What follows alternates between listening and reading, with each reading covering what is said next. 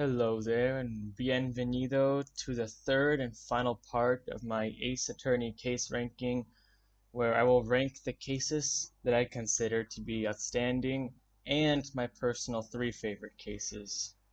Let's go.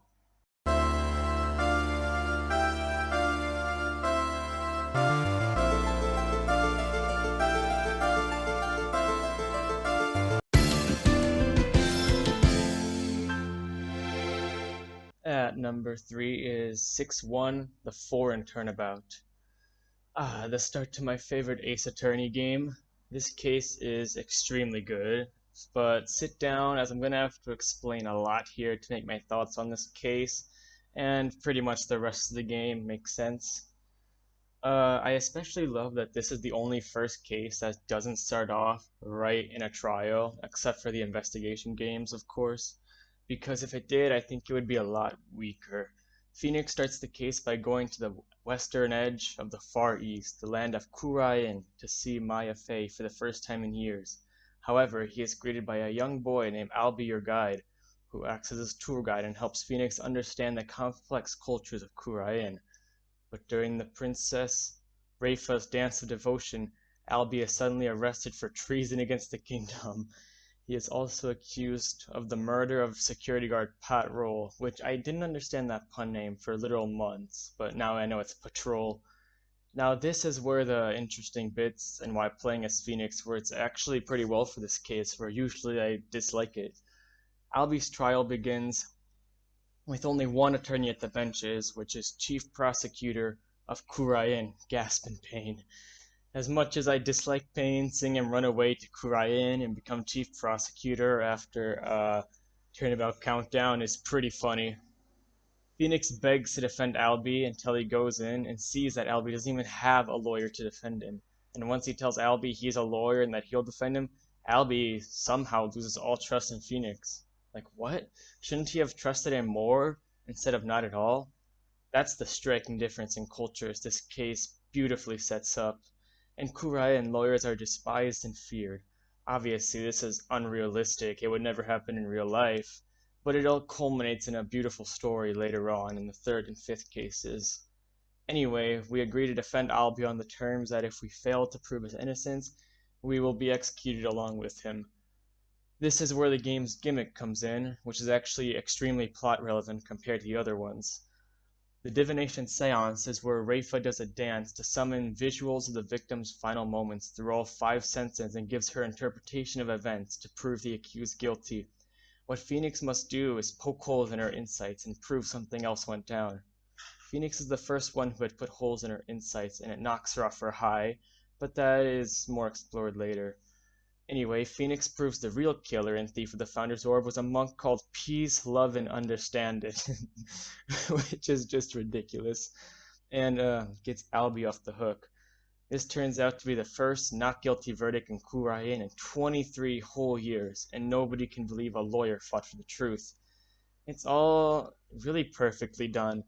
It flawlessly introduces you to Kurainese culture and sets up many questions for the future parts of the game, especially with the foreshadowing of the Defiant Dragons towards the end.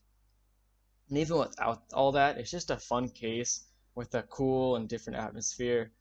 Peace Lubin being a rock star Jesus is really only a concept that Ace Attorney could make to life, and the stakes of being executed are pretty high and interesting for only a first case. For number 22 is 3-4 Turnabout Beginnings, and God, this case is heartbreaking. It's set even further in the past than Turnabout Memories by about a year, and explores Mia's first encounters with Diego Armando, who is also Godo, and Miles Edgeworth during her and his first real trial. And Dahlia Hawthorne is here too. Uh, Mia perhaps takes on one of the most challenging first jobs in the series, taking on the case of a death row convict, Terry Falls. Terry was charged with escaping prison and murdering the officer who gave testimony that put him away 5 years ago, and Valerie Hawthorne on Dusky Bridge. 5 years before the case, Valerie, Dahlia, and Terry had planned a staged kidnapping to earn a diamond as a ransom from their dad. But then Valerie ended up shooting Terry as Dahlia jumped off the bridge, which usually on Dusky Bridge meant near certain death. Terry was put on death row for the kidnapping and murder of Dahlia Hawthorne, which was actually his girlfriend at the time, which is really weird. I'm not gonna lie, bro, that's yikes. But it also turns out that Dahlia jumped to keep all of the ransom money to herself, ended up being the true killer of Valerie Hawthorne, to keep her from ever telling the truth about the incident, which she was considering doing. Terry, however, wasn't going to ever leave the courtroom a free man, as he and Dahlia made a promise years ago to drink poison if one's trust in each other ever faded.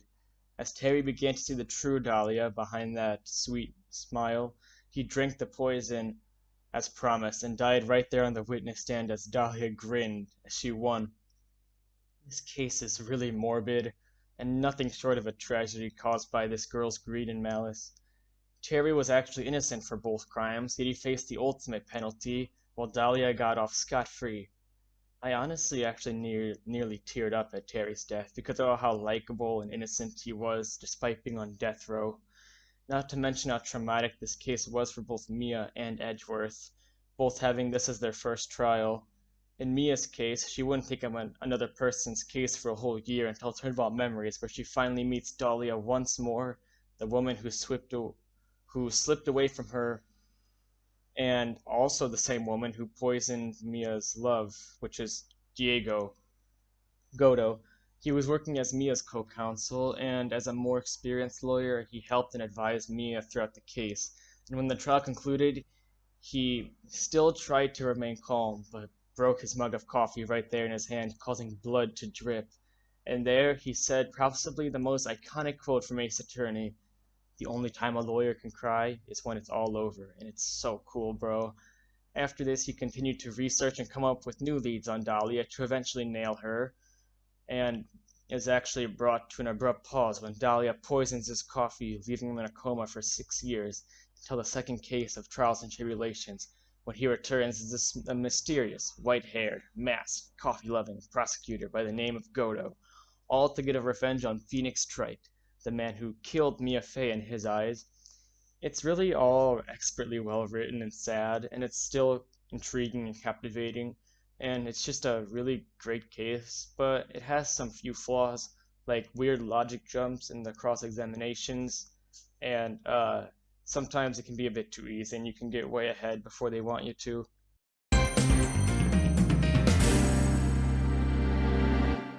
We have 5-6 for number 21, which is Turnabout Reclaimed. This is honestly a fun case, and it's going to be a nice breather from the last case. Honestly, this case is just a strong contender for best case in Dual Destinies, but I think this is a good placement for it in the end. This is Phoenix's first case back as an actual lawyer after being disbarred in Apollo Justice, and honestly, it's just a really fun and wacky case, while also actually having some good writing and compelling characters with some tragedies to go along with it. You start off the case by defending Orla the Orca. Yes, an orca, as she was accused of killing the owner of the aquarium at which she is held at, Jack Shipley. Orla is really adorable, and the whole idea of cross-examining her in court is really funny and ridiculous, but I'm here for it. The first day of the case is pretty slow, but we do get introduced to some characters like Orla's best friend, Sasha Buckler, and the animal feeder or something, Marlon Rhymes.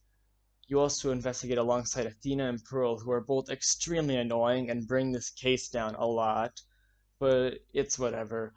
During the first trial, you end up getting Orla off the hook at the expense of Sasha now being accused of the crime, so of course you end up defending her this time too. You meet Dr. Herman Crab, who looks after the animals, and is friends with this cute penguin called Sniper, and he's awesome and a really cool character with a sick design. He's just a legend. It's actually discovered though that that year back an orca trainer died of a heart attack at the same aquarium while training Orla's sibling.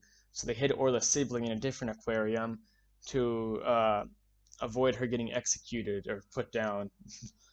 It's honestly quite sad, especially with how it turns out to affect our true culprit, Marlon Rhymes, who did everything because he liked Sasha. As it turns out, though, he didn't mean to kill Jack Shipley in the end. It was purely an accidental fall, But Marlon made the bad move and decided to move the body and frame Orla so she wouldn't hurt Sasha like everyone thought she hurt the previous trainer, even though that wasn't even Orla in the first place. And her sister didn't do anything either. Marlon's breakdown for him of being some super buff pirate who talks like a scallywag is really awesome. And the breakdown is actually really fun to watch with how the witness stand turns into a rocking ship and there's lightning everywhere and Bro's just I don't know what Bro's doing, but he's tripping. It's a really fun case with a surprising amount of emotions thrown in there. Number 20 is Investigations 2-1, the Turnabout Target. This case is a really great introduction to this beautiful game. It takes place pretty much directly after the first game, being only 2 weeks later. It starts off at Gourd Lake, the location where Edgeworth's life would begin to change forever. I feel like this is kind of symbolic, you know? This lake is where the incident that changed his life took place, where he finally understood the feeling of being falsely accused and tried for a crime he didn't commit, where he realized he did not kill his father, and when right inspired him to fight for the truth instead of just a guilty verdict on his record. And now he's back there at the pinnacle of his career, dealing with the attempted assassination of the president of Zhengfa during a speech about the smuggling ring solved by Edgeworth himself in the previous game. The case right off the bat is very appealing to look at with its bright colors, which are mainly a vibrant blue, green, and red. And it's just being outdoors is really nice. It's a big improvement from most of the first game, where a lot of the cases took place indoors with really hard to look at environments and washed out colors. The case is also pretty fun to play as you have a pretty nice area to walk around. And there's cool characters littered around, like Winston Payne is here, of course, in a background cameo. There's a suspicious ice cream salesman who turns out being Selly the Killer, like the big assassin from the Justice for All, which is pretty cool, honestly, because Edgeworth mentioned how he was going after the killer in that game, and now he finally gets to meet him again. And Nicole Swift, who is a reporter similar to, but a bit more annoying somehow than Lotta Hart, who also first appeared in Turnabout Goodbyes at Gourd Lake. It's a good touch. You're of course joined by Gumshoe and, what's her name again? Oh, Kay, yeah, Gumshoe and Kay, as you try to find out who tried to assassinate Dijon Huang, and who killed one of his two bodyguards, Ethan Rook. Well, it turns out Ethan Rook's killer was the other bodyguard, Horace Knightley. Yeah, I hope you see where this is going with the names. This game loves chess, and it's actually really cool how the whole game is like some pseudo game of chess between Edgeworth and the final culprit. It also inspires the game's gimmick, logic chess, which is one of my favorite gimmicks because of how fun it is to choose statements depending on your opponent's reactions to try and exploit and draw information from them. It's actually very Edgeworth-like. Regular logic is also back, and it's as neat as ever, but it's not too stimulating, because it's drawing, it's connecting dots. Anyway, I got off track. Horace Knightley ends up being the killer, and has a pretty funny breakdown with his cool gun moves end up backfiring on him.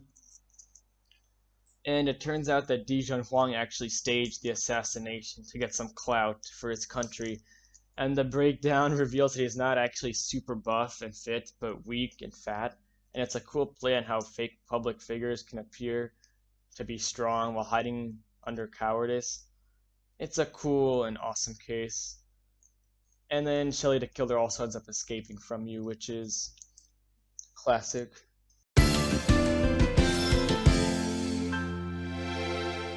Number 19 is 6-2, The Magical Turnabout. This case might be the best case for Apollo besides 6-5. It's a very short case, being only one investigation and one trial, but gosh dang if they don't make the most of it.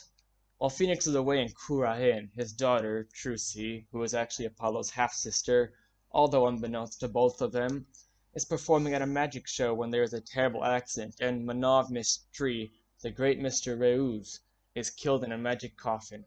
Of course it wouldn't be Ace Attorney if Trucy wasn't arrested for the crime, so of course she is. Right off the bat, this actually sets up a really personal reason for Apollo to pursue the case, even without Wright's help, which he usually has. During the investigation, we discover that Mr. Ruse was actually part of the famous Troupe Gramarye many years ago, but was kicked out for some reasons. Trucy is actually a descendant from the troupe and follows in their footsteps, although the troupe has long been shattered as the members turn against each other because of major accidents and scandals.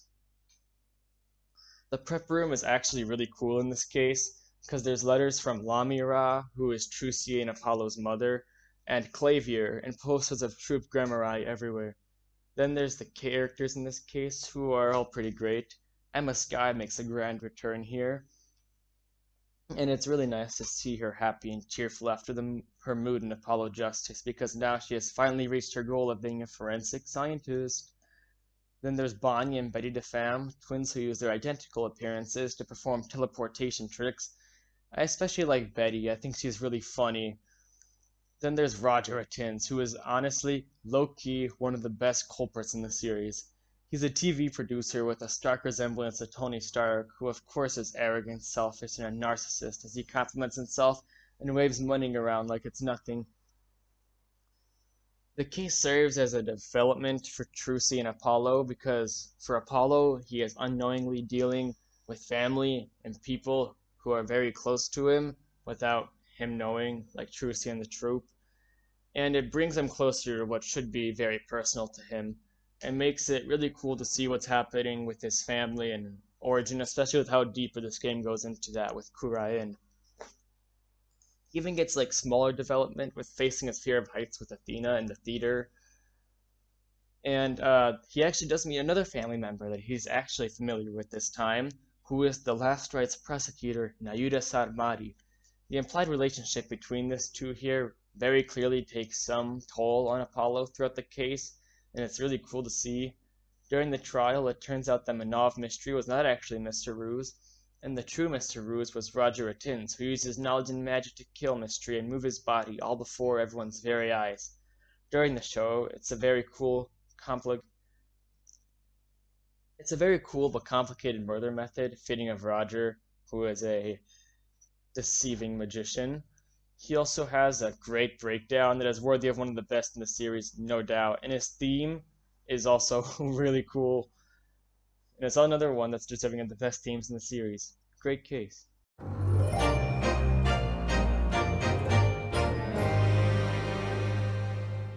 Number 18 is R2, Memoirs of the Clouded Kokoro. The aforementioned second half of the Clouded Kokoro. This case features Natsume as a defendant, again, as he is tried for the attempted murder of William Shakespeare. God, I love Shakespeare so much. His theme bangs, and he's so funny, and every moment with him is enjoyable. This case actually goes much deeper, however, when we find Shakespeare had actually killed Olive Green's boyfriend, Duncan Ross, some time ago, in order to get him to move out of his lodgings. Shakespeare committed the murder by blowing into the gas pipes of where he lived. In order to get revenge if the culprit ever tried it again, Olive Green put poison on the gas pipe, which Shakespeare ended up ingesting when trying to kill Natsume the same way. It's pretty grim, honestly, and the actions committed here have all had effects on each and every one involved. Duncan's death made Olive nearly commit suicide, only to be stopped by Ryunosuke in the heat of the moment. And Shakespeare put himself into Olive's crosshairs. Natsume was nearly killed. And the reason Shakespeare wanted to get into Natsume in Duncan's room is because there was a hidden treasure in the ceiling of it, the collar of the Hound of the Baskervilles, which is pretty mysterious and it's left to be figured out to the final case. It's a fun case, which is really enjoyable, and I mean, Shakespeare and Natsume are here. I mean, you can't ask for much more, but it simultaneously tells a dark and grim tale of mistakes, grief, and revenge.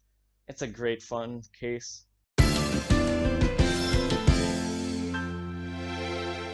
At number 63, not 63, and number 17 is 6-3, Right of Turnabout. This case is where the drama in Kurain begins to heat up. Once again, as playing as Right, you take on the defense of Maya Fey. Again. This time, the abbot Trarastemi was murdered at the inner sanctum, and his disciple, Perez Zalat, was murdered as well outside the inner sanctum. This case is really great for a lot of its parallels to the American courts, such as the Kurainese ripoff of the Steel Samurai, the Plume Punisher, who the people of Kurain claim isn't a ripoff because it's what they know. Then there's Reifa, who you spend a lot of time investigating with. She's really interesting as she claims to be following you to keep tabs on you because Phoenix is a vile lawyer, but it's pretty easy to see there's more to it than that. Then my favorite, Nayuda. In the last case, Naida's ramblings about Kurainism and such were received with laughs from the gallery, and nobody really cared since it was America. But now that he's home in Kurain, things get a whole lot harder for Phoenix, because all it takes for Naida to sway the court in his favor is a simple, "This lawyer is sullying the victim's soul," or "I fight for the spirit of the victim," or something like that, and everyone, even the judge, agrees with him without hesitation. The game is so good at setting up these cultures and making it something fun and new to experience, while also truly showing you how deep it runs and how it's going to affect the cases you're going to experience. Because logic and bluffs won't always work now. Maya is also in this case, I almost forgot, and she shares some of her wisdom which she earned when training to lead Kurain to Reifa, who is one day going to rule Kurain, which is a neat, I guess, but they keep replaying that scene where she tells him, well, she tells Reifa like advice. They play it like 20 times and it gets really old. As it turns out, though, the abbot and his wife believe in me were actually revolutionaries rebelling against the Queen Garan with the Defiant Dragons. When Perez Zalat learned this, he tried to kill Believe when she pushed over a big stone, accidentally killing Perez. But Believe was pregnant, so Teres decided to take things into his own hands to prevent Believe from being discovered as the killer and put to death. He altered the crime scene and took his own life, making it look as though Maya Fate was the true killer. It's actually a kind of tragic story, and the scene where Believe banishes Teres' spirit from Maya is really sad, actually. But Teres in Maya's clothes was nothing short of hilarious. I wish I could see that for the first time again. This case does an even better job of getting us into insight into Kurain and then the first case did, and all of this culminates perfectly in the final case. At number 16 is 1-5, Rise from the Ashes. This case was really confusing for a first-time player like me, not knowing it was an extra bonus case later added on to the main game when it was ported to DS. I had thought the main story ended with turnabout goodbyes, but then the opening segments of Rise from the Ashes happened, and I was so lost. The cutscene showed two exact murders happening parallel to each other at once. Then we opened to a very scientific teenage girl, somewhat resembling Maya, who's older. Chief Prosecutor Sibling had been arrested for murder. It sounds strange, but my first thought was parallel universes? Ace Attorney?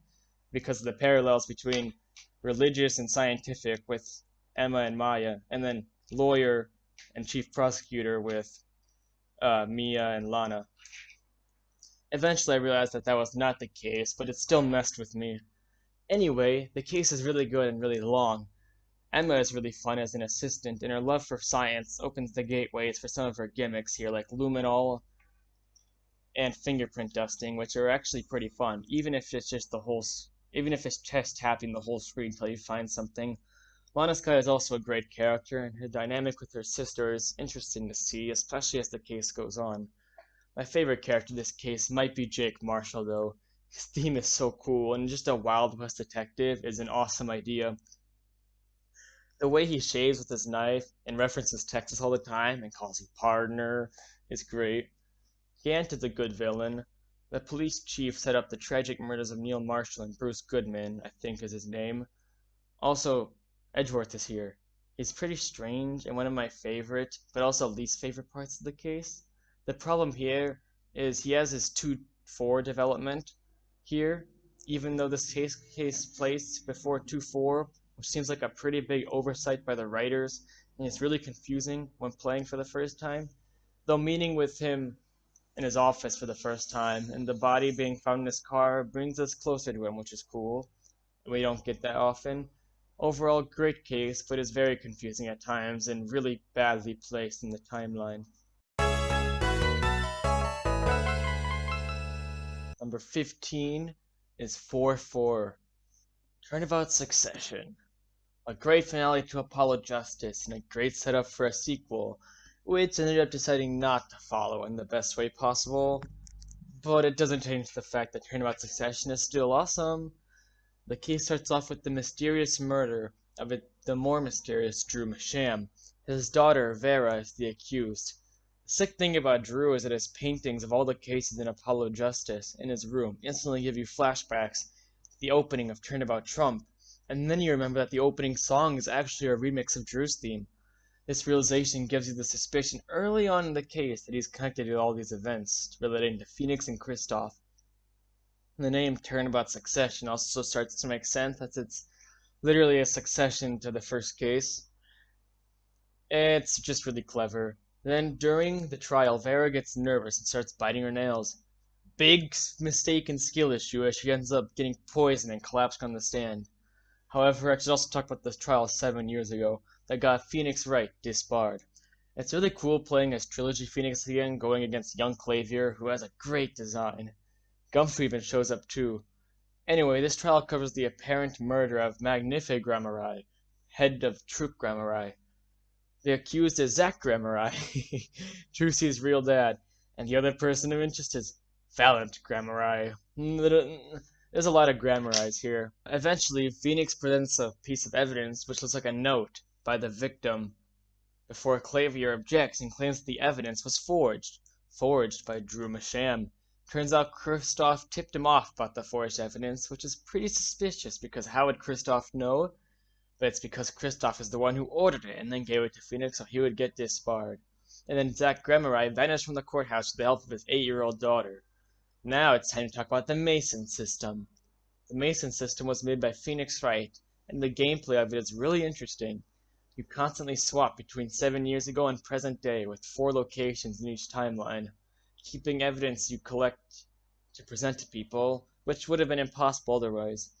It's really fun and a great time, but it's also really confusing when playing it for the first time. It turns out this is what Phoenix shows to the new jury to get them to see Kristoff as the true culprit. That's right, the theme of evidence being everything reaches its peak here after being introduced in 4-1 by Phoenix and the Bloody Ace. Kristoff is ultimately the major catalyst to convey these themes through his devious schemes that exploit the legal system's mentality of evidence is everything. It turns out that Kristoff is the one who poisoned Vera using the nail polish he gave her 7 years ago. Vera, being on the verge of death, ups the stakes in the final act of the case, not only because she's about to die, but if she dies, the trial is cancelled, meaning the ultimate goal in every Ace Attorney game, the truth, is lost to Kristoff's scheme. However, using the Mason system, the jury, which consisted of Lamira by the way, finds Vera innocent, making Kristoff become the prime suspect. It's so good watching this man of pure evil be taken down by false evidence and a brand new system introduced by his arch rival. Kristoff's breakdown is also really cool because at first it's like his breakdown in 4-1, but then he thinks of Phoenix Wright and goes Super Saiyan on the stand. So cool. I think it's also probably important to mention that I didn't even mention Apollo, the character in this case at all so far. And that's because he's just kind of a little pawn for Phoenix and Apollo to use in their game. He even credits Phoenix as the major reason for Kristoff's defeat, as one of the final things he says to him. Though I don't think that's inherently a bad thing, especially considering Spirit of Justice later on, which gives Apollo the spotlight he needed. Clavier is also in this case, who is pretty cool here, and especially in the flashback, and he's pretty good in the present. But my biggest issue with this game, and it's especially present here, is probably how it kind of fails to show and build proper relationships between Apollo, Clavier, and Kristoff. Takumi really failed to convince me Apollo truly cared when Kristoff was found guilty in 4-1, or that Clavier and Kristoff were close. It's honestly a pretty big issue for me, and this case doesn't really help it in the slightest. This is why I want a 4 or 5 Kristoff and Clavier case, where you forge evidence in Ace Attorney Trilogy 2 so bad, because it could help this issue a lot.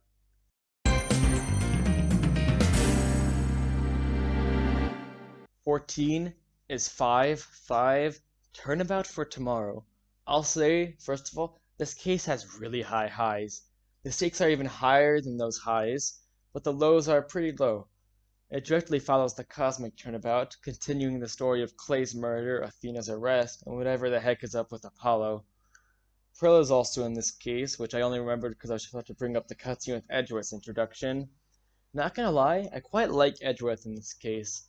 The cutscene where everyone is kind of hopeless and he makes his grand entrance, which is updated design, is awesome. It turns out he also became chief prosecutor, which is really satisfying after investigations too.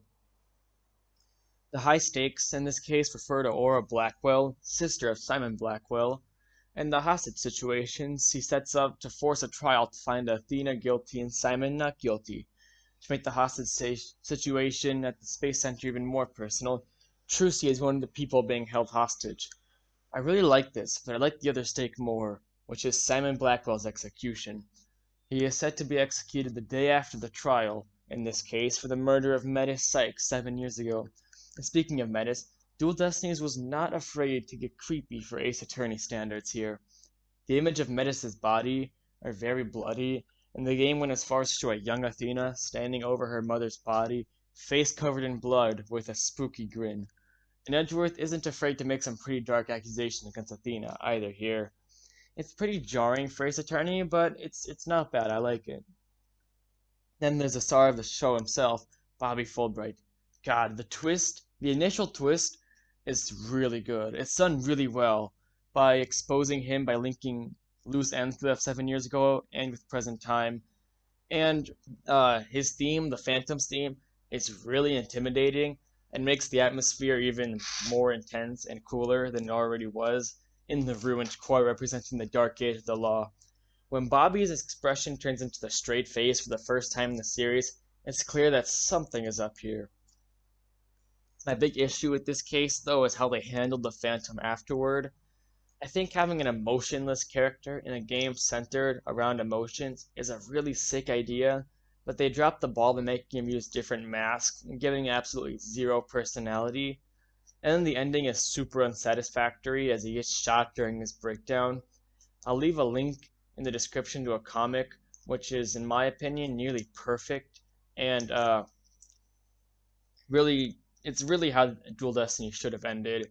It's really drawn too, so yeah, look at it.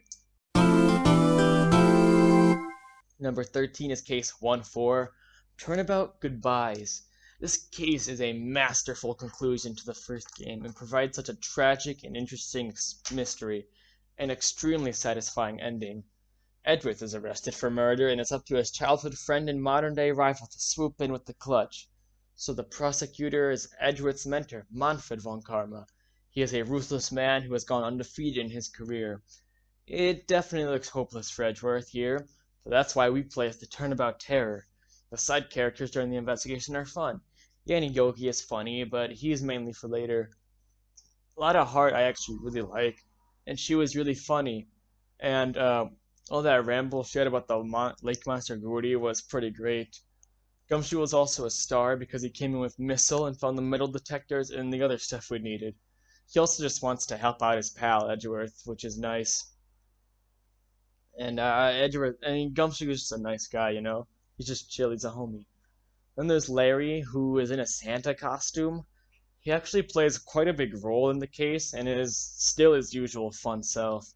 The scene in court where Von Karma is all cocky and you end up destroying him by cross-examining a parrot is so good, too, and another very iconic scene.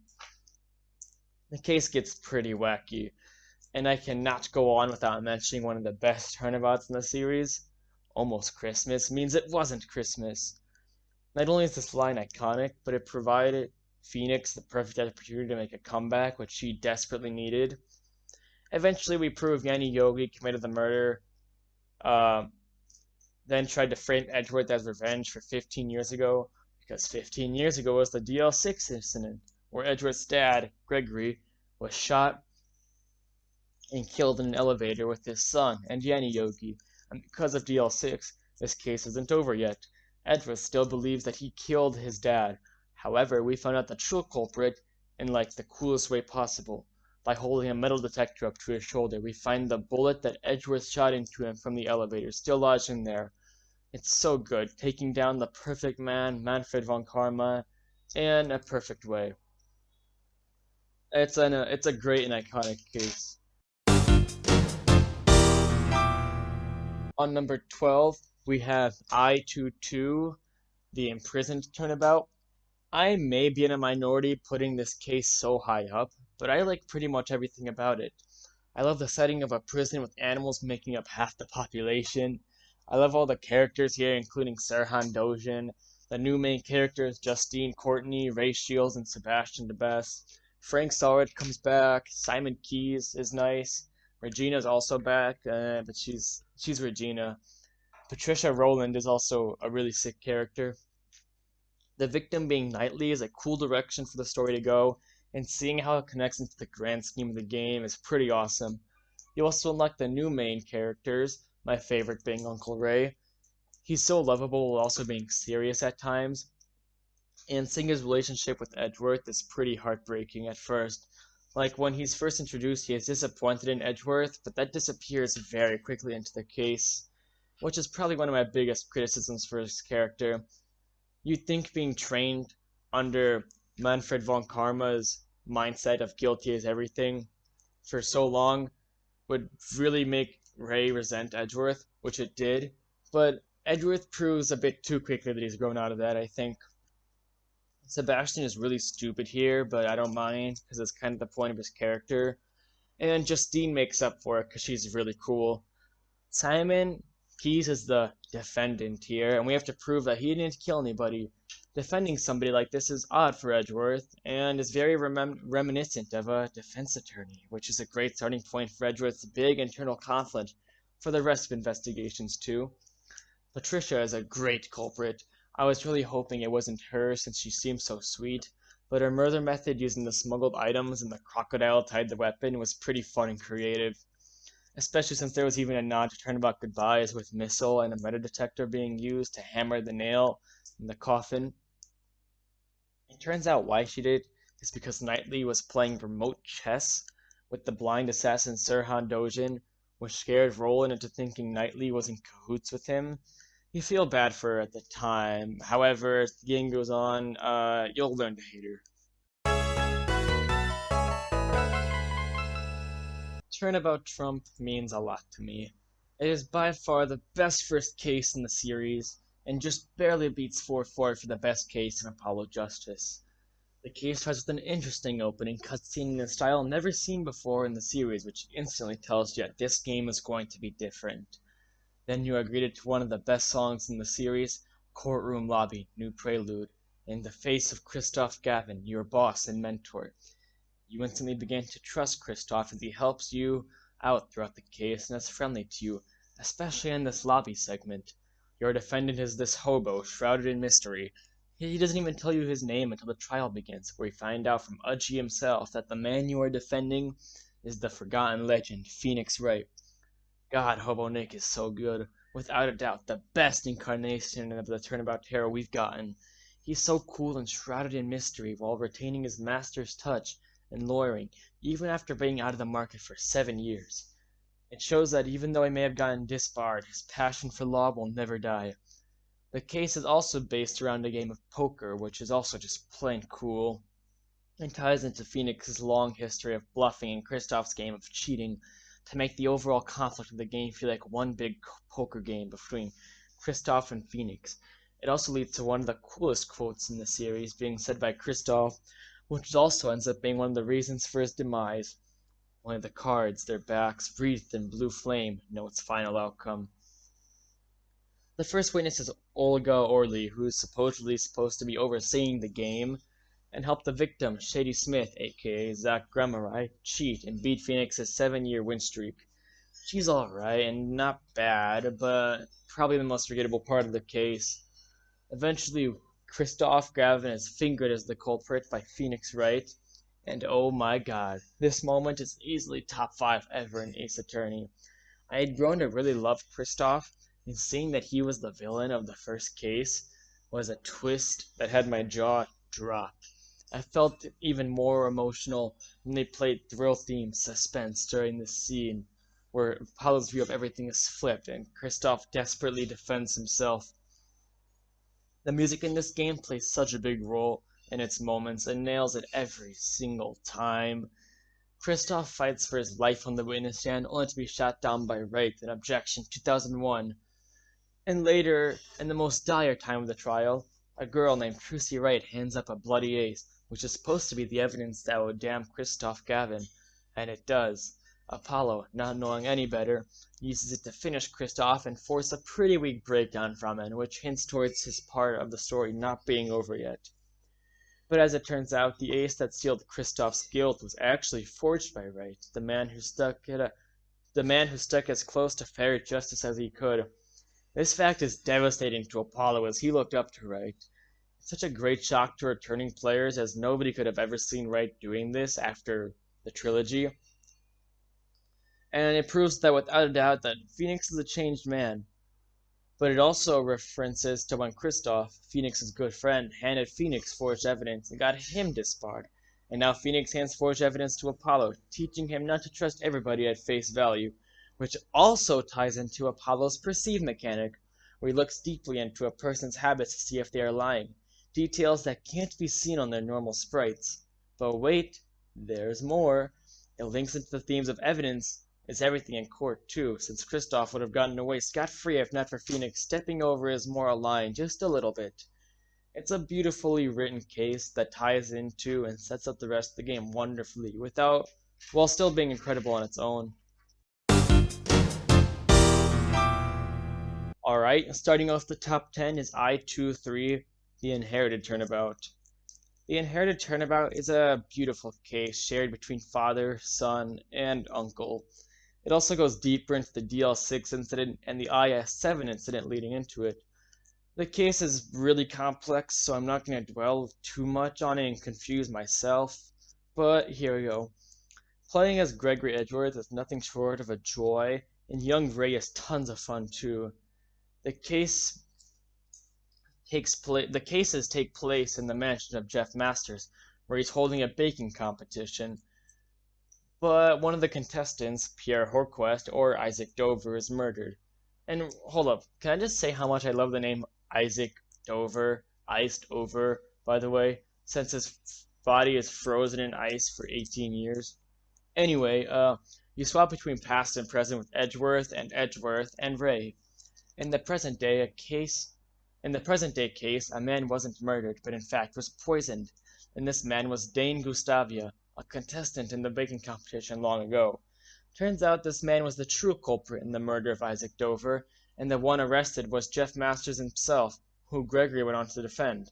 In his defense, Gregory was able to expose one of Manfred's dirty tactics of using a fraud autopsy report, which put a stain on his perfect record. Jeff Masters still went on to be found guilty as an accomplice to the crime and has remained in prison until Miles came around. Manfred, however, cannot stand the sound on his record, kill Gregory Edgeworth, blah blah blah, DL6. Edgeworth and Ray tie up the loose end that both of their father they tie up the loose end that they both look up to Gregory Edgeworth, and it's nothing short of extremely satisfying. And what's even better now is how Edgeworth ends up cornering Gustavia. In his efforts to get away from the crime, Gustavia brings up the statute of limitations and claims that it's impossible for him to get convicted for it. But by adding up the time it took for Jeff to get sentenced and how long Gustavia was out of the country, it turns out hope is not lost.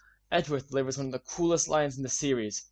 And to that end, we have shed the last remaining obstacle in our way, the statute of limitations, and this followed immediately by Pursuit 2011 Variation, which is the best, most hype, and goosebump-inducing pursuit in the series. This case is just overall satisfying for tying up the loose ends of DL6 and giving Gregory an actual character, which felt like a huge hole in the first game with the DL6. And it gives more backstory to Ray and gives him more character too, which is always appreciated. And it also deepens Edgeworth's inner struggle of if prosecuting is his true passion, as he our defense attorney, or you know what I mean, or defending, as he followed in the footsteps of his father and saved the man who was unjustly sentenced 18 years ago. That's something a defense attorney usually does in this game, not a prosecutor. And Jeff's closure after being found innocent is really sweet to see. Pun intended.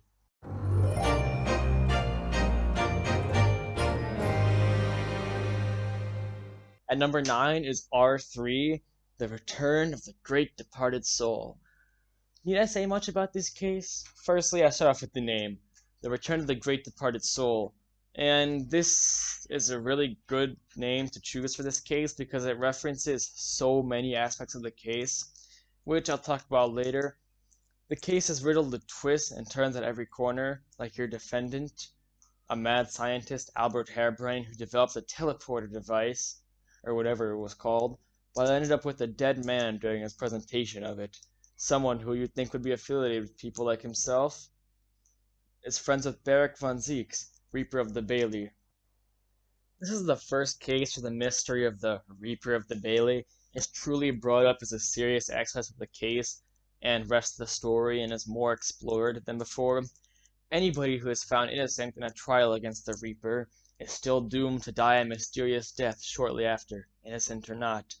This means that Von Zieks is damning his friend no matter what by prosecuting his case. We're also right away introduced to a mysterious masked apprentice to Von Zieks who is oddly familiar. I'll say it right now, this twist is amazing. Kazuma living and coming back as a prosecutor flips your entire world upside down.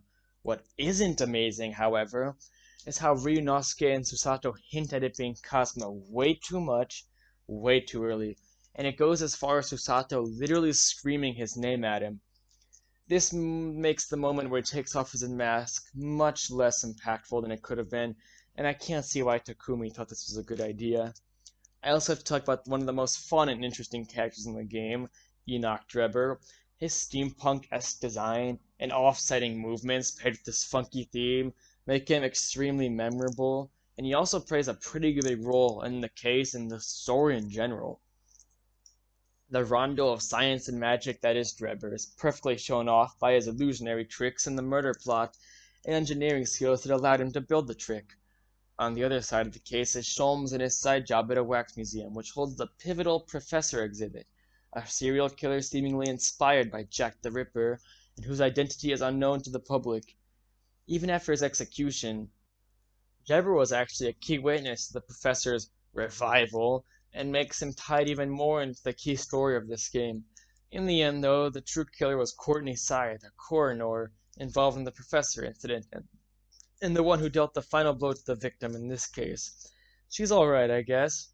Considering suspicion was on Drebber being the killer for the whole case, makes the twist welcome, but she's not really fleshed out as much as she should have been and kind of feels like a last-minute choice. But the highlight of this case is definitely the final cutscene, the one where the identity of the murderous professor, who stole the lives of 5 aristocrats, is revealed privately to Susato, Ryunosuke, and the Masked Man by Varric von Zieks. A Japanese man named Genshin Asoji. They strike something in Kazuma and cause him to reveal himself. It's a very emotional yet hype scene that hooks you in so far deep it's impossible not to play the rest of the game now.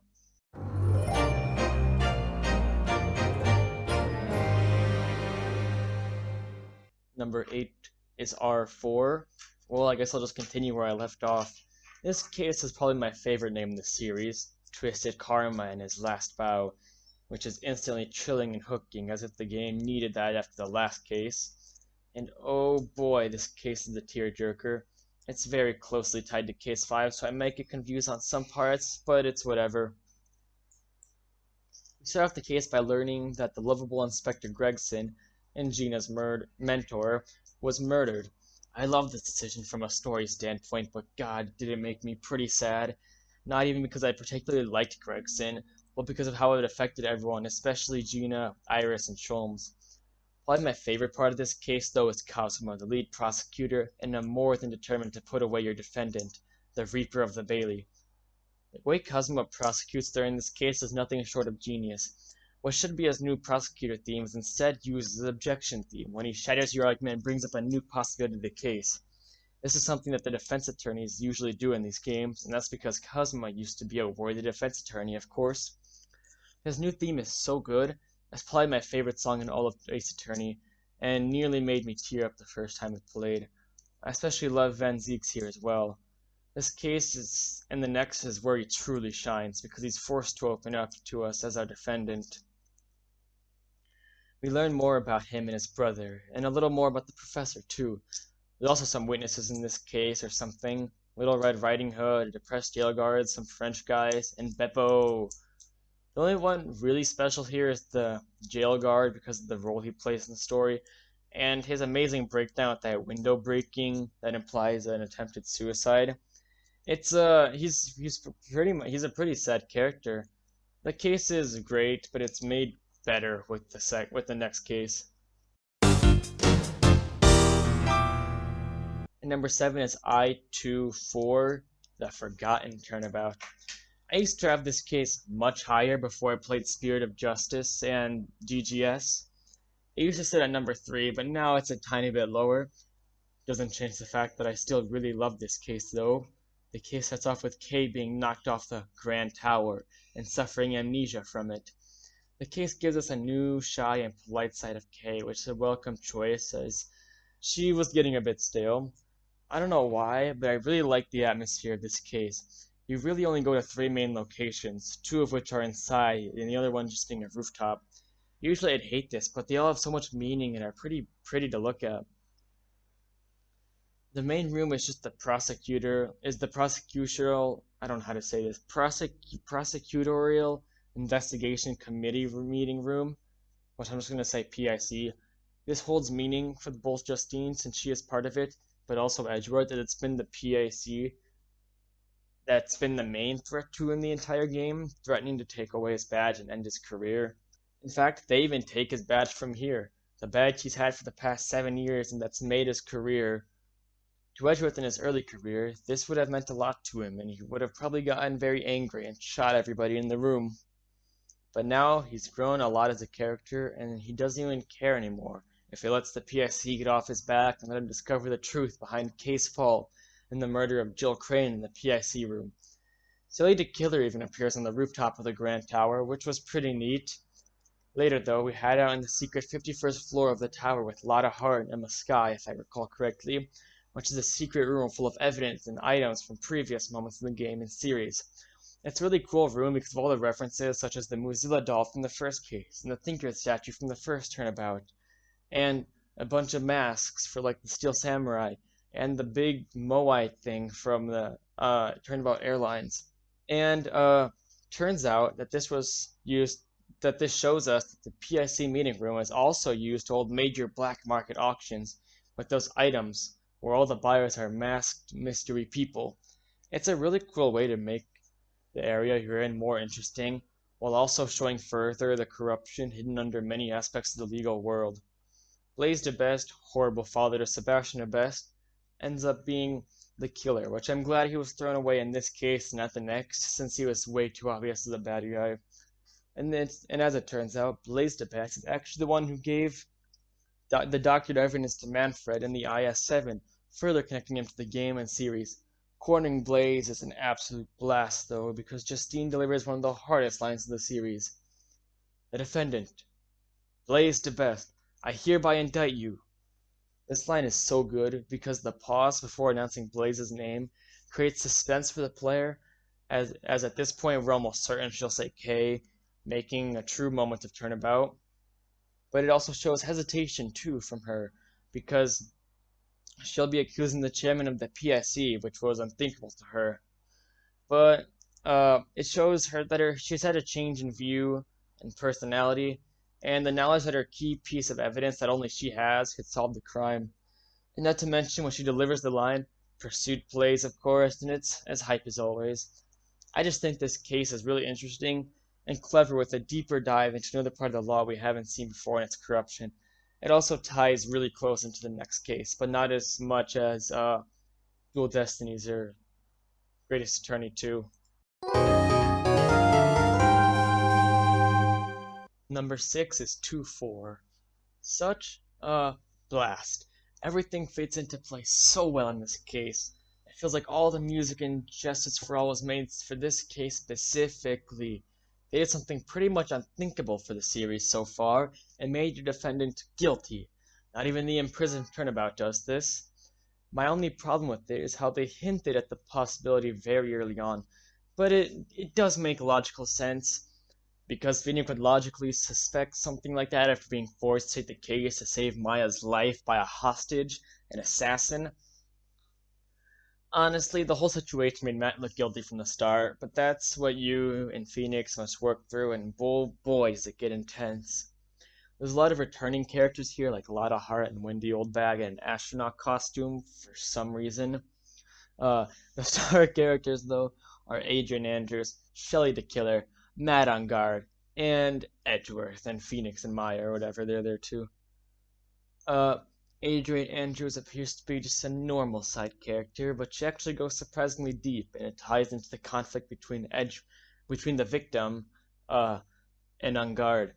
The gist of it is Adrian Andrews is Matt's assistant, but years back, her friend Celeste Impax committed suicide due to Matt and Guard and the victim Juan Corrida. This left a very deep scar in Adrian and led her to become very dependent on people.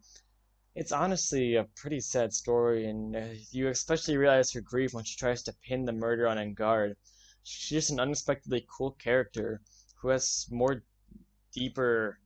She has deeper character to her than I would have thought. You know, she just seems like a regular side character. Shelley the Killer is straight up awesome. He's a classy assassin who kills Juan and kidnaps and runs away with Maya. He also lives by his code and his rules, and if you break them, you die by them. On Guard is a really interesting character, from his charming celebrity appearance to his transformation to a scary looking criminal to his devious scheming to record his assassin's crime through a giant teddy bear as leverage, which ends up being his downfall. His final breakdown is also really sick because you, the player, get to choose guilty or not guilty, but either way, his life is over. I chose guilty.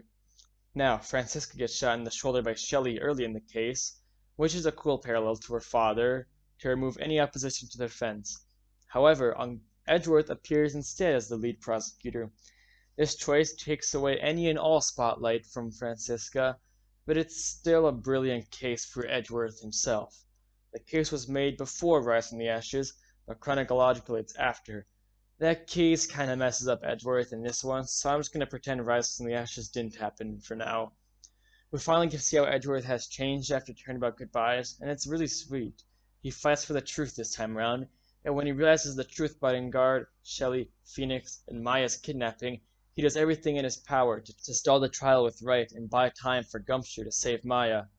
This is an extremely tense moment, and it somehow made me question if Maya would be okay, even though I knew in the back of my mind she of course would be. Gumshoe comes in clutch, though, with evidence that would show Shelley his client's true nature. Edward also sets up a police team earlier in the case to raid the Matt's home and search of Maya. He's just a brother helping a brother out, and it's really nice to see him change from his Von Karma ways. Farewell, My Turnabout is filled to the overflowing brim with tension, suspense, and satisfaction. Love this case a ton.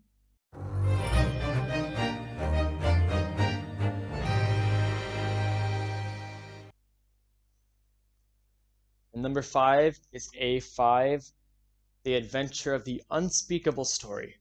Okay, I have an odd obsession with this case.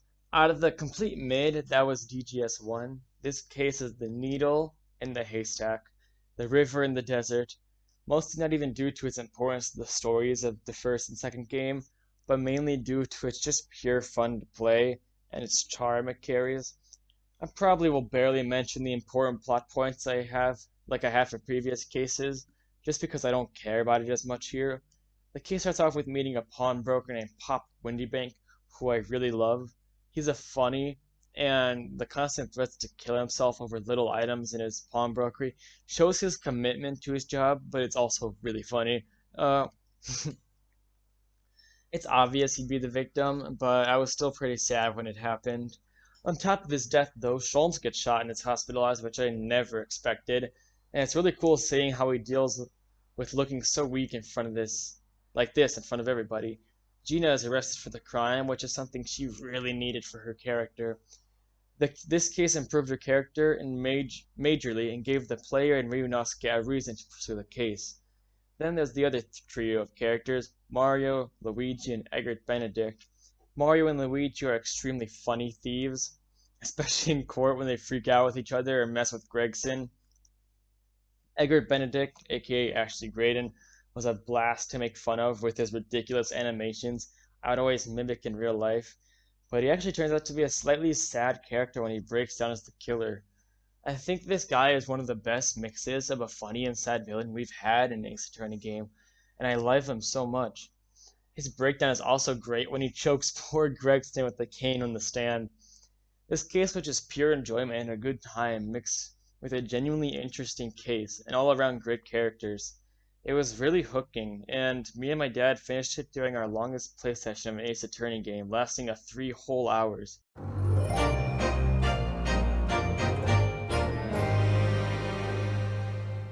Number 4 is R5, The Resolve of Ryunosuke Naruhodo. What a case! This chapter is the perfect end to the Chronicles of Ryunosuke and the gang. This case is heavily tied into the fourth case, and as such I will probably confuse things when they happened between that case and this one, so I won't go into too much detail, but I will do what I must to show how good it is. The stakes in this case just don't stop rising from the last one. It's pretty hectic. Strongheart takes the judge's stand, making it pretty obvious he's the bad guy, but it's whatever, because they still play it right. This case starts off with what is one of the hypest moments of the series, though. You get to play as they fabled Watson to Herlock Sherlock, Yujin Mikotoba in a dance of deduction. Aboard... that was a tongue twister. Aboard a boat set to go back to Japan, Yushin and Sholmes investigate to track down the first judge you ever met in the duology, and Yushin's dear friend, Judge Jigoku, on suspicion on the murder of Gregson. Holy crap. I mean, the fact that this man was hiding the body of one of the game's main detective figures in a suitcase and a photo standing right next to you is insane. The dance of deduction itself is sick, as it plays the beloved Partners, that game as a foot theme, as Mikotoba tap dances like heard in the Partners and Sholmes theme. It's just so cool. And cornering Jigoku on the stand is nothing short of hype, coupled with Strongheart's strong reactions since Jigoku knew too much about the Professor conspiracy. Years ago, Jigoku was arrested for breaking the witness stand while testifying about the Professor, and now, once exposed for being a killer himself, he loses his mind and breaks it once more. It's really amazing how well they link everything together in these games. However, the case isn't over, not for Kazuma, nor for Ryunosuke. Even if Van Zieks was innocent for Gregson's murder, he is still shrouded in the mystery of the Reaper of the Bailey.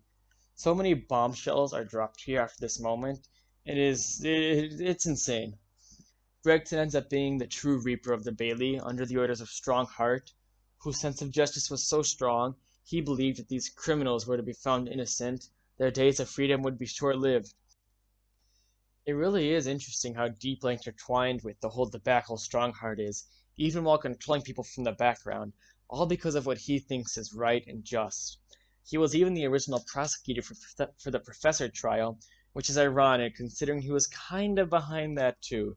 Yeah, another bombshell. As it turns out, Strongheart was the start of the Professor, Clint Van Zieks. Wow, simply wow. The fifth and final victim to the supposed Professor was the culprit himself. After being ordered by Strongheart for the first 2 or so killings, he got a taste for blood himself and continued doing them on his own will. Which is, it's really cool, and it makes Strongheart not behind everything while still being behind everything. This has awesome impacts on Van Zieks too. In this case, it's been revealed to him that his brother was a maniac serial killer. One of his earliest friends, Gregson, was murdered, and he also found out that his boss was the mastermind of 2 of London's biggest mysteries, and the one who bestowed upon him the Reaper's curse. It also turns his idea that the Japanese were the cause for all his pain on its head, when it was all due to Strongheart's major plot and manipulative tactics. This is what Barrick needed so badly in his character. Almost everything he thought was true, and all his beliefs were smashed into pieces and sprinkled onto Strongheart's plate. He even sides with Ryunosuke and Kazuma to make an amazing 3 vs 1 in the private enclosed court. And it doesn't even end there. One of the best moments in the entire series comes when a hologram of Sholmes and strides into the court, dance fighting the hopeless bailiffs and making the situation even more hectic as usual. But then he drops another bombshell that sets fire to Strongheart's world, almost literally. Um, he is actually at Buckingham Palace and has been streaming the entire trailer to the Queen of England, where Strongheart has been exposed of many crimes and clearly lied and abused his power to attempt to manipulate the trial.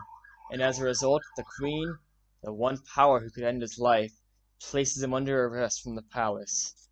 All of this happens while Pursuit, the resolve of Ryunosuke Naruhodo, is playing at full throttle, giving me goosebumps to this day while thinking about it. Strongheart's breakdown is by far one of the coolest in the series as well, when the scales of justice, the scales that represented his desire, came crashing from behind him as everything went up in flames. After all is over, Ryunosuke decides to return to Japan to help improve the legal system there, which was the original goal of him and Kazuma. The best friends then cross swords one last time in front of the rising sun, and the game ends. The Greatest Attorney Chronicles is an absolutely stunning story, topped off with what is nothing short of a perfect finale. Some people complain about the Deus Ex Machina ending, but I think it was quite cool, and all of your efforts still mattered. Every bit was needed to persuade the Queen. This is one of the most memorable experiences I've had in gaming, and I will continue to cherish this game as one of the best I've ever played.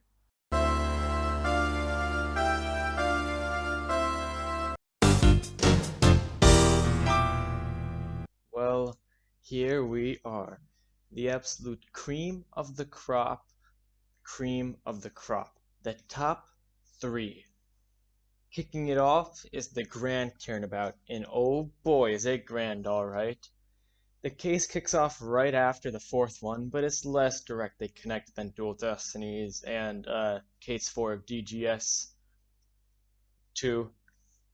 The victim is the president of Zhengfa, Dijun Huang, from the first case. Now this is a major deal and instantly got me excited because I knew this would be the case that finally finished Lang's character arc and story from the first game. This case is packed to the literal brim with content, and it all pays off masterfully, such as the new character named John Marsh, who is working on the new Mozilla vs. Gordy movie with Penny Nichols and Will Powers. They didn't have to come back, but I'm happy they did, especially Powers, since they just brighten up the case a little bit. Ada Hart also returns to their good friend Nicole Swift from Turnabout Target, which is neat, and she sticks around for a good portion of the case for some reason. Though the real juicy bits get to when John is suddenly kidnapped, and now Edgeworth and co. have to find where he is. As it turns out, though, John is Courtney's son, and with the newfound trust between her and Edgeworth from the last case, she opens up a bit to Edgeworth. I think moments like these are really cool, and the case is kind of a culmination of all the conflicts and mysteries of the game boiling into one final mystery, which is for a little bit later. But as for now, it turns out John was kidnapped to force Justine into giving a guilty verdict to Patricia Rowland for the murder of Horace Knightley. By the way, Ray is a Chad in this trial, acting as Rowland's defense attorney to make sure she wouldn't get a defense that could acquit her. Absolutely devious. The motive for the kidnapping starts raising mild suspicions about the kidnapper, but there's nothing much here. These little hints mean so much in the end, though, and it's amazing to see how they all come together. Luckily, though, Edgeworth deduces John's location with his unmatched logic, and Gumshoe and Kay go on to fetch him and save him. The craziest part is that all of this is in the first third of the case. Oh, and Sebastian was also kidnapped and held hostage in this case by his own dad. Blaze also attempted to kidnap John, but his men failed and got Sebastian instead, leaving him until Edgeworth found him. This logic chess against a broken and crushed Sebastian is one of the best in the game in my opinion. Before he was annoying and a nuisance, but now you genuinely feel bad for him and want to help him improve. It's really sweet seeing Edgeworth correct his mistakes and whip him back into shape. And we finally get the confrontation that makes Sebastian one of the best characters in the series. In the trial of Blaze DeBest, Sebastian appears with convincing evidence that could put his dad away. However, he lacks the insight to fit it in with the rest of the puzzle. But after some bittersweet father-like help from Edgeworth, he finally gets it. As Sebastian sheds a single tear, he comes back with a new, triumphant theme and gives a speech against his father, ready to deliver justice to him. It's definitely one of the most satisfying moments in the series, without a doubt, and it's a great bonus that the song absolutely slaps as well. Later in the case, we use Little Thief to go back in time to an orphanage where the SS5 incident took place, where a photographer who was husband to Jill Crane was murdered during the supposed kidnapping of Dijon Huang by Patricia Rowland and Sirhan Dojin. I'm not gonna lie, this part is really hazy, so I'm gonna skip over it a lot, but I just want to note that I do love this sequence. It was really unique, and it was cool seeing this big event that connected so many characters, like the president, Patricia, Dijon Huang, or no, he's the president, or what's the other, Sirhan Dojin, yeah. But it felt a bit long and boring at times, but the case is personal to Lang, and the SS5 theme hits harder for me since it was playing while my dad and I received some very sad news about someone in real life dying. But yeah, this part's also great for Lang as well, because he gets a lot of insight into the truth of what happened to his president back then. Anyway, the same thing happened in the Forgotten Turnabout with my cat, so I guess Investigations 2 might just be an unlucky game for me. Anywho, back on track, the fact that the investigation surrounding this case finally gives Lang the proper personal reasonings needed for his deep hatred towards the courts and prosecutors. I can't explain how much I appreciate this. When all's all, though, Sirhan Dojin confronts Edgeworth and they discuss who the mastermind of all these crimes could be. This single moment, seconds before you choose who you believe the puppeteer is one of the straight up most magical moments in the series. I remember vividly thinking it over like there was no tomorrow, until I got a shock. I dropped my controller and it hit the couch along with my hanging jaw as I yelled, "There's no way!" This is a one-of-a-kind moment that will stick with you, and it definitely has with me. I explained to my dad how literally everything lined up for the culprit to be Simon Keyes, the man who masterminds the game. I truly don't believe any other Ace Attorney culprit will be able to inflict this level of twist and shock, ni de coña. So literally the whole gang, even Emma Skye, goes to confront Simon where he is dressed up in a menacing clown ensemble compiled by an amazing theme that just screams, "I played you all like a fiddle." And that's because he did. He even pulls a fake breakdown on you halfway through his confrontation. The confrontation makes it really stick how the theme of chess was a big metaphor for how Simon was able to manipulate people into killing each other, committing crimes, getting convicted, and unsuspecting him like they were his pawns.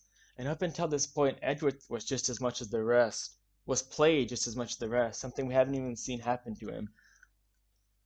Like when he got Simon off the hook in the second case and made him think he was just a friendly guy. He ordered the hit against the president in the first case. He tricks Roland into killing Knightley, ending both of their lives. He makes Blaze and Crane try to kill each other, to which he was successful because Blaze was convicted, and the body double of Dijon Huang was killed by Simon himself, all in the name of his personal revenge. Even if Edgeworth catches him in the end, he still won.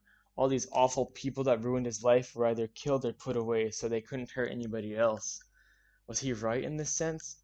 That's the really interesting thing about Simon. He has some justification for what he did, but to what extent did he go about it the right way? He manipulated everybody masterfully, but did it really have to end in the kidnapping of two kids, the murder of Jill Crane, ruining the production of the Muzilla movie, etc.? Simon Keyes is without a doubt one of the best culprits in the series, and one of the most fun and exciting ones as well. And this whole confrontation ends with an epic assassin duel between Shelley and Dojin, which is really neat to see. And at the end of it all, Justine gives back Edgeworth's prosecutor badge, cementing the prosecutor's path as his to take and fight for the truth. This game as a whole is able to pull off one major mystery and story into lots of mini, seemingly standalone cases, and wrap them up into one at the end. Even Case 3 has lots of relevance to Investigations 2's story, and not just DL6. My love for this game is probably very obvious considering every case from it has been in this single video, but it's for a very good reason. Number 2 is 3-5. This is probably the most popular case in the series, and it definitely makes sense. Bridge to Turnabout is the culmination to a trilogy and ties up many loose ends and conflicts that were built up throughout the course of 3 games. I remember thinking that they were going to drop the ball in this case because there was so much pressure on it for being the final case in the trilogy, but they surpassed anything I could have ever hoped for. The case starts off with Maya, Phoenix, and Pearl planning on a trip to go to Hazakura Temple for more of Maya's spirit training, when Phoenix has noticed a girl strangely similar to Dahlia on the cover of its paper. Given Dahlia in the first and fourth case, I was pretty livid to see she had escaped prison after all she'd done, and now she looks happy in refuge. But I was excited to see Phoenix and Dahlia interact again. But it also turns out that the woman is actually Iris, Dahlia's twin sister. Iris's character is enjoyable, and a bit of mystery is built up between her and Phoenix as they seem to recognize each other, despite believing they never met. I was really interested in Iris at this point, but then the actual crime happens when Elise Stoneham, children's book writer, is pierced by the sword of the Shishisto statue in the yard of the temple. I remember being like, this is the lamest victim for the climax of the trilogy, just some random kid's author. But it just made the twist that she is Misty Fey, missing mother for 17 years, and probably the biggest loose end to the Fays and the Ace Attorney in general so far. It just made it that much sweeter. Maya is also missing, being stranded across the same bridge Dahlia fell off years ago. The bridge was struck by lightning, and without thinking and against Larry's advice, he runs across the bridge to help Maya, only to fall to what should have been his doom. I feel like this scene illustrates how much Phoenix cares about Maya and his friends, and how he's willing to do anything to save them, even outside of the courtroom. Anyway, Phoenix is now weak and in the hospital, leaving nobody to save the day, except for his childhood friend, who we're familiar with, Miles Edgeworth. This moment is awesome and shows just how far Edgeworth and Wright have come since Turnabout Sisters, to where Miles is ready to act as a defense lawyer, something that is illegal and could get him disbarred just to fight in Phoenix's place. It's also really neat to see him where he would have been if it wasn't for DL6, which is what a large portion of this case stems from with Misty and such. Edgeworth, Gumshoe, and Larry and his new adopted pen name, Larry Stoneham, which he actually keeps for the rest of the series, investigate together, and it's definitely one of the most wholesome times in the series. It's even made better by the banger new investigation middle theme playing that was almost certainly made for Edgeworth. As it turns out, though, Godo is actually missing as well, which I personally brushed off at the time as a cheap way to get Franziska back for an all-out reunion, but it was actually a smartly placed red flag. And I remember I was freaking out when Edgeworth vs. Franziska happened. It was a dream come true, and so cool to see. It's even funnier in court when Larry comes in as a ridiculous witness, of course, and calls Franziska Franny and proceeds to get whipped 1,000 times and counting. It's actually pretty shocking and disturbing, though, when the revelation comes that the body of Misty Fey was transported by a swinging pendulum under the burning bridge, all due to Larry's ridiculous drawing. After the trial, Phoenix is back in shape to get back to business and continue where Edgeworth left off in the investigation. We finally get to go to the other side of the bridge this time and find the cave where Maya is supposed to be in, only to discover it's been locked by some sort of Magatama lock. Godo also shows up suddenly to confront Wright, then leaves, which is kind of odd. There's also some strange stuff happening, like gravy being spilled all over a scroll of Misty Fey, and the words Maya being written in blood upon a white pillar where Misty was supposedly killed. And it's also revealed that Dahlia Hawthorne is dead, executed for her crimes. I don't know why, but this hit pretty hard for me. I just didn't expect her to die like that. During the final trial, the mood is extremely grim, as the player knows this case most likely won't have a happy ending, and it's the final trial of the trilogy. Maya is freed by Iris, but she is very drained from being held up for so long.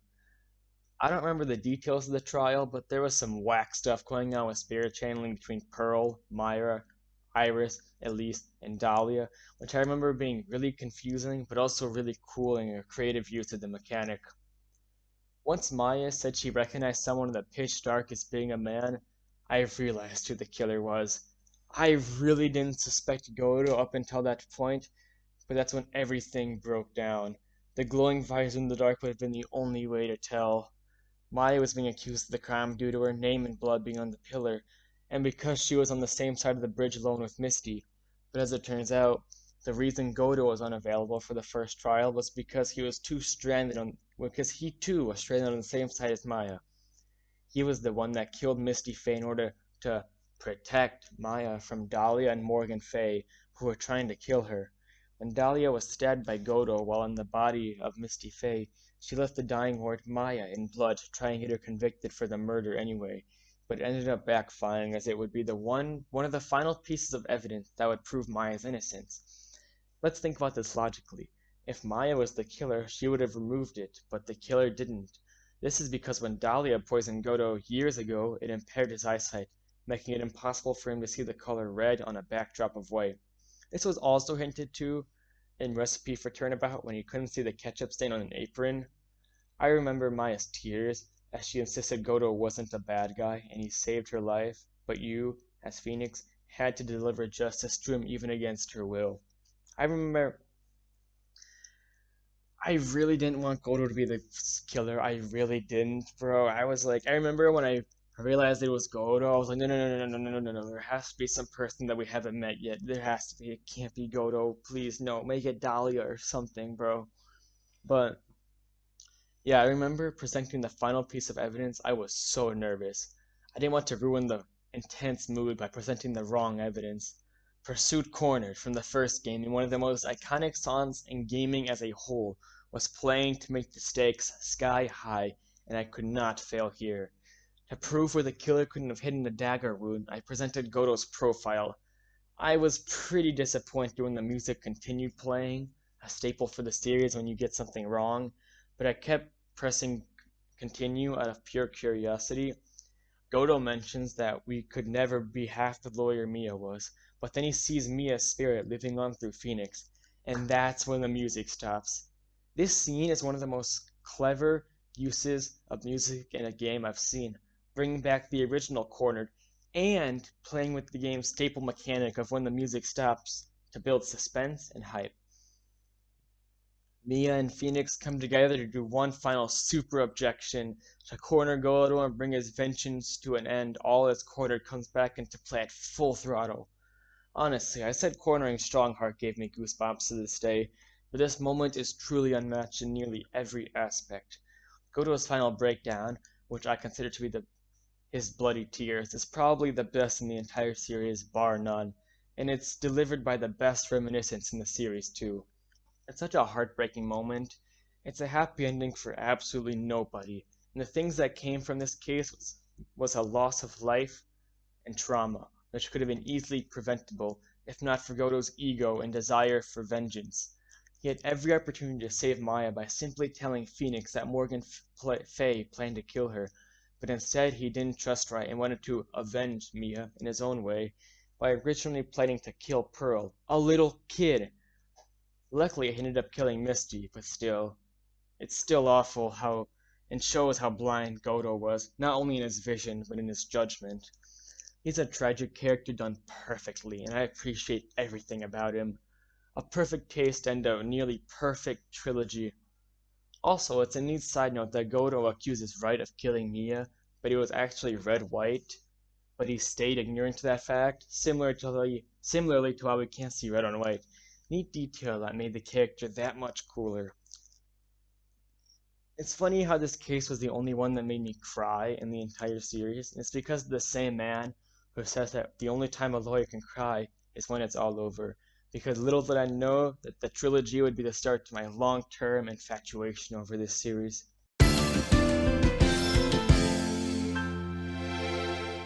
Number 1.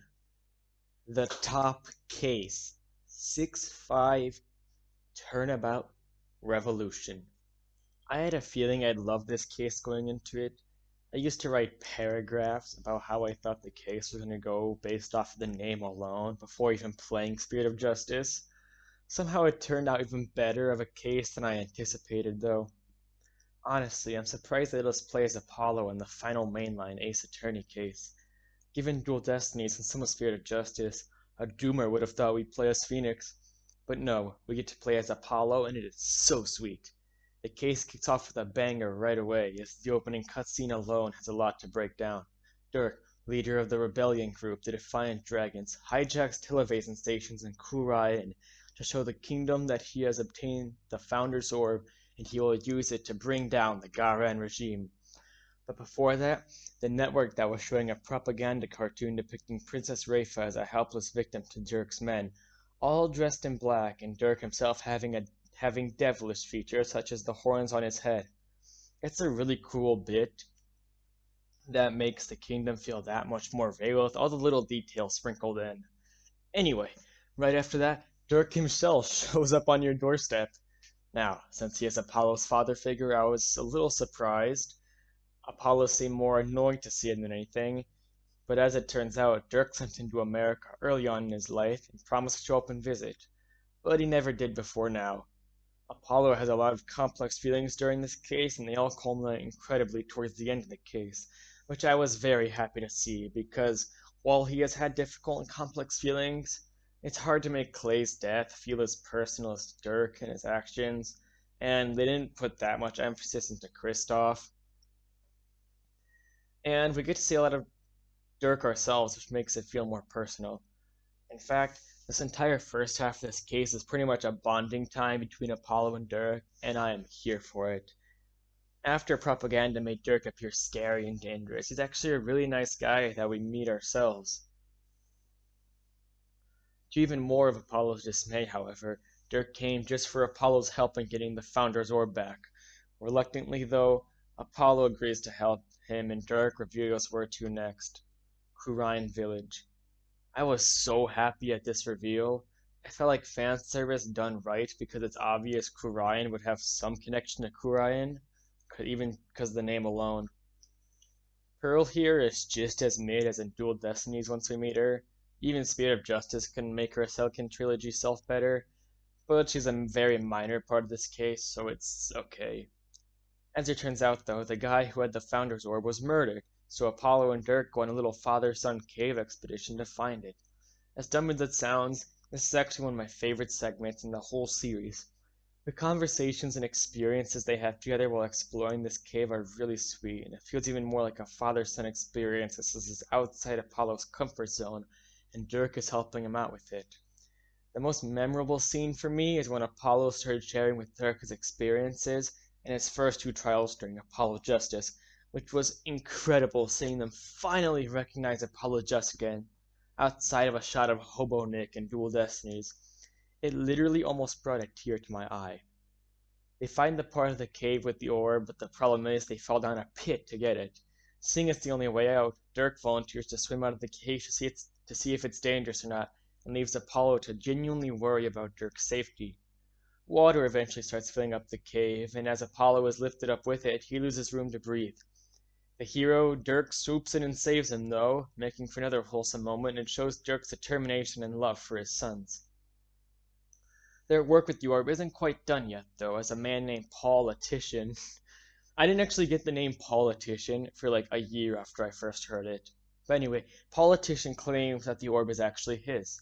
And to solve this debacle, he's going to file a civil case. And the man representing him is Phoenix Wright. I remember this moment being so cool with Core 2016 California, playing as we realized we'd have to go against Wright, and he won't tell us why. Honestly, it's also a really important moment for Apollo's growth as a character too, as he's always been in the shadow of Wright, even in his own game. Anyway, the trial goes down, Dirk gives us one of the best quotes in the game ever, and it's even voiced. A dragon never yields.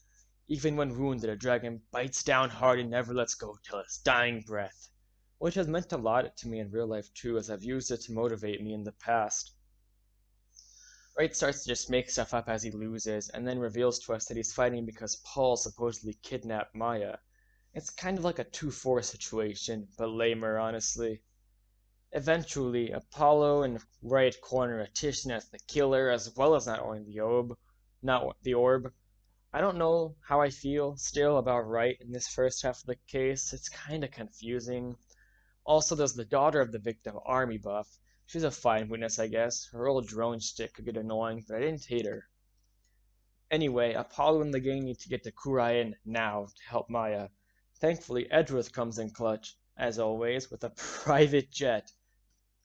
Now starts the true gold of this case.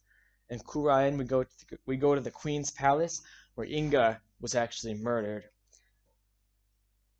Murdered by Dirk. This kicks off the investigation, which we play as Wright and Edgeworth for a part of it. It turns out Inga had prosopagnosia and couldn't recognize people by their faces, which would make it pretty easy for someone to fake their identity in front of him. It's all used to manipulate the divination seance and him himself, which is so cool. Some interesting things that happened during the investigation, such as finding more about the truth of Dirk and Amara, in that Dirk is actually dying. Then something really cool happens. A bunch of rebels led by Believe and Dats Arbal storm the detention center to demand Dirk's release. I love it when a group of people comes together, and especially against a regime like this, it's really satisfying. But the one who tries to stop them is Nayuta. We thought Nayuta was pretty heartless by this point in the game. This isn't something that someone who had a dad as caring as Dirk would do, and we think that there has to be something going on behind the scenes here. Of course, it all points to the obvious culprit, that is Garan, and not even try to hide it, as the trial kicks off right away with Garan donning a villainous, spider-like costume, and she is going to be one of the prosecutors for this trial along with Nayuta. Now, this trial is one of the longest and wildest in the series, so I don't even know where to start. Well, I guess first off, turns out Amara, Dirk's lover and sister to Garan, who died in a tragic fire along with Apollo's dad 23 years ago, is alive and has been acting as Rafa's nanny this whole time, who also suspiciously went missing since we first met Dirk. It also turns out that once Maya showed up for cross-examining, Dirk fled the courtroom, which is pretty weird. How could he have done that? Well, that's because one of the saddest nukes is about to be dropped on everybody. The mother of all bombs of sadness. The reason all of this was able to happen is because for the whole time we've known him, gotten to grow attached to him, and learned to realize the person he really is, he's been dead. Killed by Inga a few days earlier, and right in front of Maya, who was tied up and forced to watch. He was channeled by multiple people since then, and that's how we got to know him. Him telling us he was dying was just trying to ease us and Apollo into the truth once we ended up discovering it. This is just incredible from every standpoint. Apollo becomes absolutely devastated, and so do we. This character was able to make such an impression on everybody in the short time we've seen him. He just had a glowing presence, and then it's revealed that he never actually got to see Apollo, or got to see Nayuta change, or fulfill his dream before he died. It's also probably the most creative use of spirit channeling in the series, and it's done extremely well, and it is pretty much perfectly coherent too, unlike some of the moments in Bridge where it was harder to follow. Right after that, though, everybody suspects Amara as the killer of Inga, but Apollo doesn't quite agree. He uses his perceive mechanic to spot Amara's lie and reveal that Garan was actually the true killer. But before Amara can admit this, and before the judge declares Dirk innocent, the royal guards shoot Amara. Wow, as if we needed more reason to be convinced that Garan and her regime are corrupt and evil. This honestly shocked me a ton, and while I didn't necessarily like Amara as a person, I wanted to take down Garan even more after this. And what's more is that she is also practically holding both Nayuta and Rafa hostage, as they are both kids of Dirk and Amara, and that being revealed as the children of a criminal as big as Dirk could cost them even their lives. Such is the reason Nayuta kept working against Dirk and with Garan to protect his sister. During the final divination seance of the game, the Seance of Jove Justice, Apollo finds out that the one who set fire to the building and killed his biological father was also Garen. This escalates this case from extremely personal to mega extremely personal for Apollo. This type of drive and fury to pursue the truth of this matter is once again something Apollo needed so badly to evolve his character, and they deliver everything perfectly on a fine platter.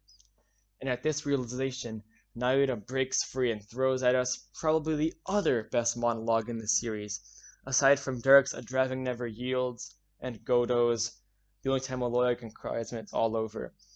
It's so cool, I think I might read it to you. Nayuta stands in the witness stand, holding his hand firmly as he unclips the glove covering his right hand and throws it directly at the camera, to reveal a dragon. A dragon never yields. I will carry on Dirk's legacy and fulfill his dream.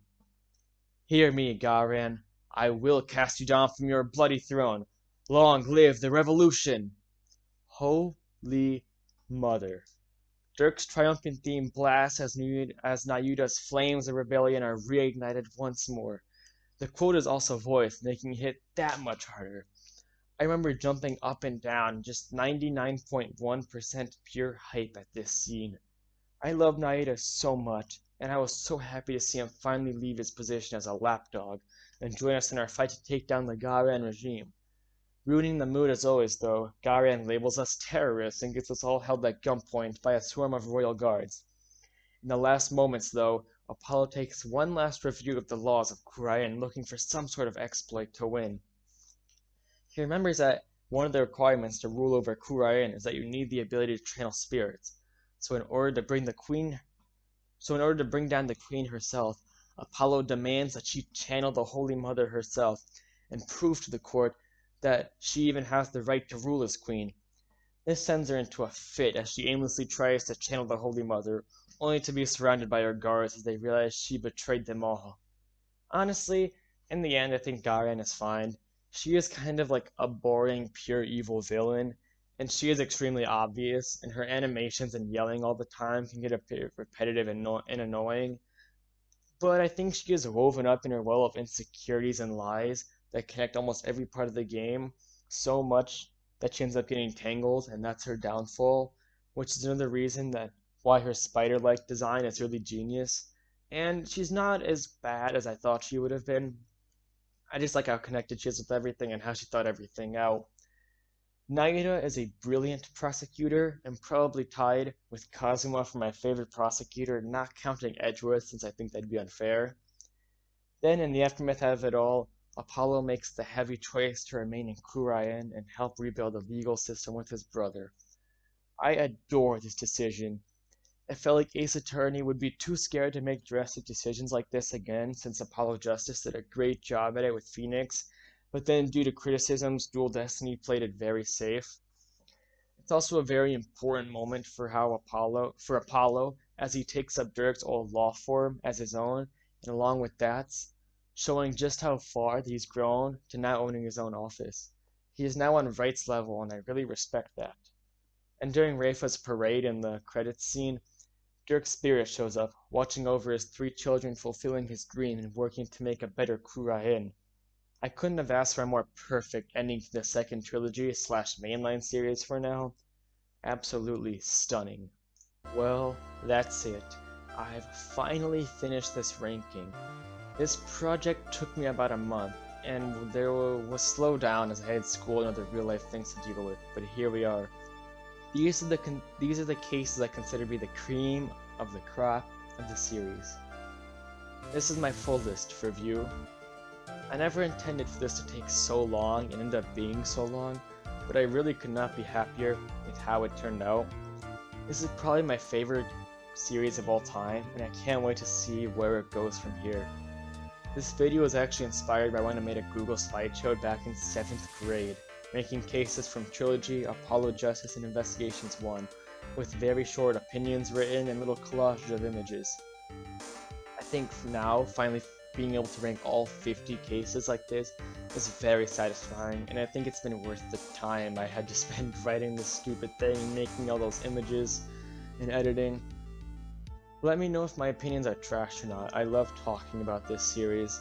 And if I had to give it a quick rundown, my favorite games in the series are probably Spirit of Justice, which is my favorite, but it's followed by Greatest Serenity 2 and Investigations 2, which are both pretty bland opinions, I know, but god, these are near peak fiction as well. Thanks for watching and see ya.